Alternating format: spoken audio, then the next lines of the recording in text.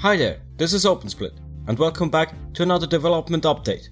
Let's continue to create the game 3876 AD Corruption. After the last video, we are now adding yet another player damage effect, and after that, we're going to start adding enemy sprites to the corrupted tiles surrounding the player when entering combat. What you just saw was the first attempt, which didn't work out. I tried again and managed to get a better result.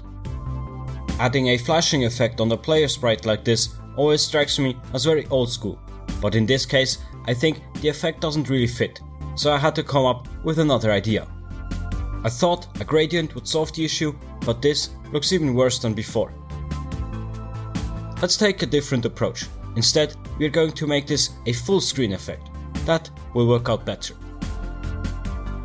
To make sure I get this right, I tried to generate the code for this effect step by step. Here, the first result might look wrong, but it is actually exactly what I wanted.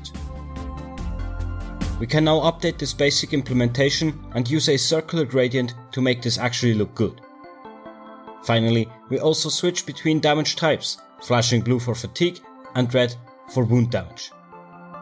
I think this effect looks so much better than the one we tried in the beginning. I'm very happy with this result. Let's now continue with part 2 of this video, adding enemy sprites around the player.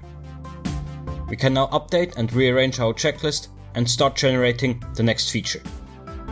I've been using a pre-made 1-bit tile set, and for this feature we are going to update the enemy sprites that we want to use. First, I switched the colors of all enemy sprites to red. Then I made a few minor changes to the assets themselves by carefully rearranging the original pixels. This one here is entirely my own creation. If you're interested, all assets I've been using so far are from this tile set. You can find this one over at itch.io. It is called the Kenny's 1-bit pack, and I think he did a fantastic job. So now we are basically just adding these sprites to our existing list, giving them names that match the different mutant types. With DeepSeek, I can conveniently generate the correct coordinates to kickstart this next step. I also changed the player character just to see how it looks. Anyways, that's all for today.